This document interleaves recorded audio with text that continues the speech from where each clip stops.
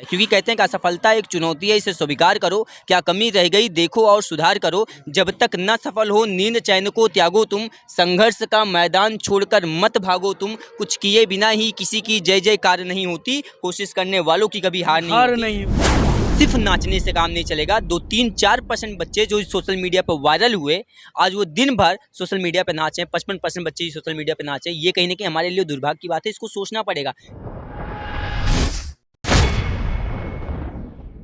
नमस्कार, मैं भारत दर्शन से चंदन कुमार।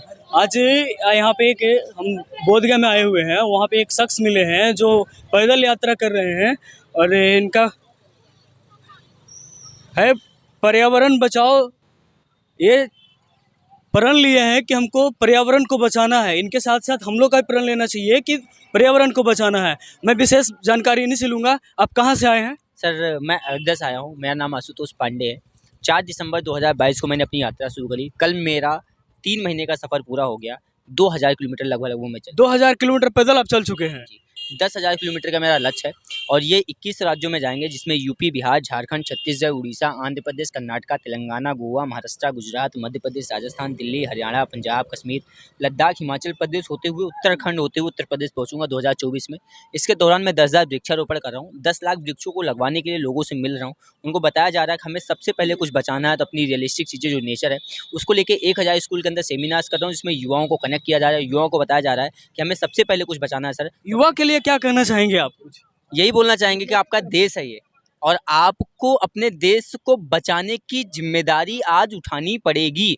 आपके सिर्फ नाचने से काम नहीं चलेगा। 2-3-4% बच्चे जो सोशल मीडिया पर वायरल हुए, आज वो दिन भर सोशल मीडिया पर नाचे, 55% बच्चे ही सोशल मीडिया पर नाचे, ये कहीं ना कहीं हमारे लिए दुर्भाग्य की बात है। इसको सोचना पड़ेगा, इससे निकल के हमें आगे जाना पड़ेगा और रिस्पॉन्सिबिलिटी उठानी पड़ेगी। भारत की इकोनॉमी में कॉन्ट्रीब्यूट करना पड़ेगा। भारत के ऊपर आज 150 लाख करोड़ की लायबिलिटी है, उसके जिम्मेदार सिर्फ और सिर्फ यहाँ के जो लोग हैं वो, और उसके बाद जो गवर्नमेंट है वो सब। क्योंकि मैं सब एक इंसान की बात नहीं करूँगा। अगर लोगों ने आवाज़ उठाई होती तो शायद गवर्नमेंट कर्ज नहीं लेती, और अगर भारत में इंडिपेंडेंसी की बात होती तो शायद भारत के लोग जो आज तेलंगाना के अंदर भी, क्योंकि मैं बिहार की धरती पे हूँ, आज तेलंगाना के अंदर जिस तरीके से ग्रावेंस पैदा हो रहा है, अगर इस स्टेट में लोगों को रोजगार मिला होता, लोगों को इंफ्रा मिला होता, लोगों को व्यवस्थाएं मिली होंगी, तो लोगों को स्कूल्स और कॉलेजेस के अंदर स्किल बेस्ड एजुकेशन जो चल रहा है जो तेलंगाना में भी, अगर यहाँ पे व्यवस्था होती तो उनको नहीं चाहते। सर, लोगों को अपने अपने भाषा पे गर्व होता है। आज लोग बोलते हैं बिहारी हैं। बिहारी क्यों है वो? आज ठीक है, उनकी गलती है क्या बिहार में पैदा हो गए, या आपकी गलती हो गई क्या बिहार में पैदा हो गए? आपकी गलती तो है नहीं। अगर यही आप तेलंगाना में पैदा हुए हो तो भाई, अब मुंबई में पैदा होती है, आपकी कंट्रोल में तो है नहीं, तो क्रिटिसाइज क्यों किया जा रहा है? क्योंकि इनके घर वालों में, क्योंकि मेरा जो स्टेट है, यूपी स्टेट है, जो बिहार स्टेट है, इसमें उनको जगह नहीं है। तो आप किस मुद्दा से लेकर के आए हैं? वृक्षारोपण के लेकर के आए हैं? बिल्कुल, सिर्फ पर्यावरण को लेकर काम कर रहा हूँ। दूसरा, भारत की शिक्षा व्यवस्था को रिफॉर्म करके उसको स्किल बेस्ड बनाया जाए, जिससे इंडिपेंडेंसी क्रिएट होगा। अगर इंडिपेंडेंसी क्रिएट नहीं हुई तो ऐसे ग्रेवेंस पैदा होगा और लोग हमेशा मारे जाएंगे। और ये यात्रा है कहाँ से तक चल, अभी तक 2000 किलोमीटर चल चुके हैं। जितना का आप स्टेट बताए हैं, जितना दूर का बताए हैं, वो 10,000 से ज़्यादा पार कर जाएगा जी।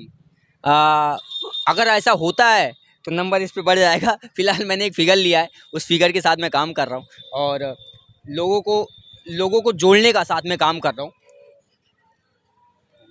वो मतलब कि आप इसको साथ साथ अपने लोग को भी जोड़ना कि है इस पर्यावरण से। सिर्फ 9, 10, 11, 12 वाले बच्चों को स्कूल के अंदर सेमिनार्स करके बताया जा रहा है कि आपको बेटा सबसे पहले कुछ बचाना है, तो अपनी रियलिस्टिक चीज़ें जो नेचर है। क्योंकि कहते हैं कि असफलता एक चुनौती है, इसे स्वीकार करो, क्या कमी रह गई देखो और सुधार करो, जब तक न सफल हो नींद चैन को त्यागो तुम, संघर्ष का मैदान छोड़कर मत भागो तुम, कुछ किए बिना ही किसी की जय जयकार नहीं होती, कोशिश करने वालों की कभी हार नहीं होती। कोशिश करने वालों की कभी हार नहीं होती। मैं फिलहाल एक रिप्रेजेंटेटर हूँ। मैं जो कमियां हैं कोशिश कर रहा हूं कि उसमें कुछ नई शुरुआत अभी तक किन किन लोगों से, जैसे स्टेट में आए हैं, अभी बिहार में बोधगया में है, तो इनके कोई पदाधिकारी हो या कोई ऐसा कौन आप लोग को सपोर्ट करते हैं? देखिए, मैं माननीय मुख्यमंत्री जी से मिला, पर्यावरण मंत्री से मिला, हर जिले के जिला अधिकारी से मिलता हूँ। मैं उनको सिर्फ ज्ञापन देता हूँ, मैं उनको सूचित करता हूँ मैं आपके ज़िले में हूँ, मैं आपके राज्य में हूँ। उनसे सिर्फ एक निवेदन करता हूँ, अगर आपके ज़िले से, आपके राज्य से कोई बच्चा निकलता है जो आशुतोष से जैसा निकलता है, तो उसको मेंटली, फिजिकली और फाइनेंशियली मदद करिए। क्योंकि हर बच्चा अपनी नौकरी रिजाइन करके काम नहीं करेगा, और हर बच्चा अगर सिर्फ नाचेगा तो राष्ट्र निर्माण की कौन बात करेगा? एक बहुत बड़ा सवाल बनता है। फिलहाल इसके लिए मैं उनसे मिलता हूँ सर। और इनके लिए कुछ बताते हैं कि सर, हम ये वंदे भारत यात्रा को लेकर के जो पर्यावरण सुधार को लेकर के जो चल रहे हैं, पर्यावरण को लेकर के चल रहे हैं, तो इनके विषय में कुछ बताते हैं उनको।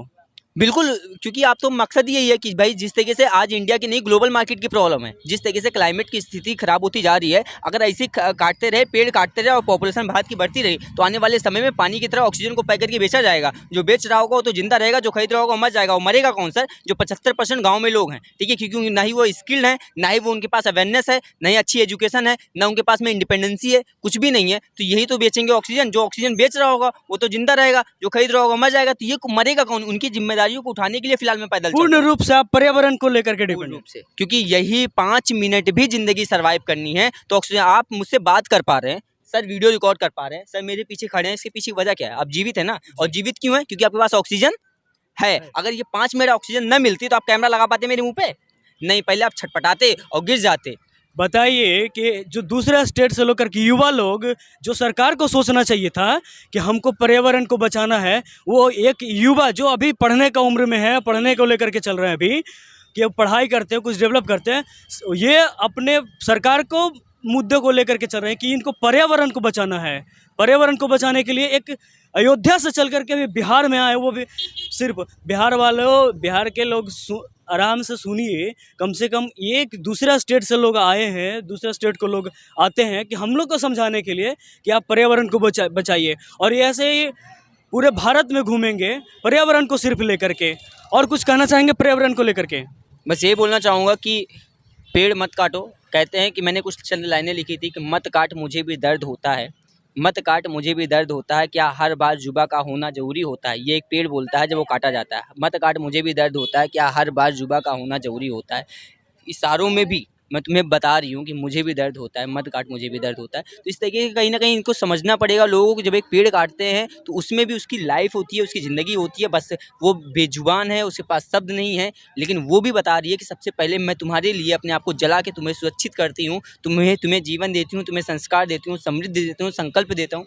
उसको तुम ख़त्म कर रहे हो। कल आज ख़त्म कर दोगे, कल तुम्हारा जीवन ख़त्म हो जाएगा, नष्ट हो जाएगा। तो तुम्हारे बारे में एक अपने आप को, जो पेड़ होता है ना, अपने आप को जलाता है, आखिरी सांस तक जलाता है और आपकी रक्षा करता है। तो मुझे लगता है कि हमें अपने जीवन में मानव रूप से जिस तरीके के जानवर बने हुए, कहते हैं इंसानी रूप जो जानवर है ना, इनको समझना पड़ेगा, इंसान बनना पड़ेगा। भगवान को बोला, भगवान ने भी बोला था कि हमारा कोई गहना है तो प्रकृति है। अगर प्रकृति को बचाना है तो हमें आज समझदार बनना पड़ेगा और जिम्मेदारी उठानी पड़ेगी। 130 करोड़ लोग हैं, उसमें से 55% यूथ हैं। केवल नाचने से काम नहीं चलेगा सर, आज उनको अपनी आवाज़ बननी पड़ेगी और राष्ट्र निर्माण के लिए काम करना पड़ेगा।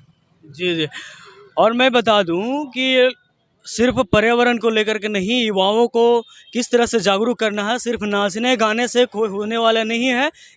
सिर्फ और सोशल मीडिया दो चंद टाइम के लिए आपको बहुत आगे बढ़ाएगा, लेकिन ये कि युवा है, आपका नाम क्या बताए थे? आशुतोष पांडे। आशुतोष पांडे है, जो अयोध्या से चल कर के आए हैं और ये पूरा भारत में घूमने वाले हैं। और मैं युवाओं को बता दूं कि देख भाई, उम्र क्या हो रहा है भाई? जब 24 साल। 24 साल का एक युवा जो पढ़ने तक का है, पढ़ सकते थे, कुछ बन सकते थे, वो पूरा देश को जगाने के लिए निकले मैं हुए आपकी हैं। जानकारी के लिए बता दूं सर कि मैं पिछले 7 साल से एजुकेशन इंडस्ट्री में वर्किंग हूँ। मेरी 90,000 सैलरी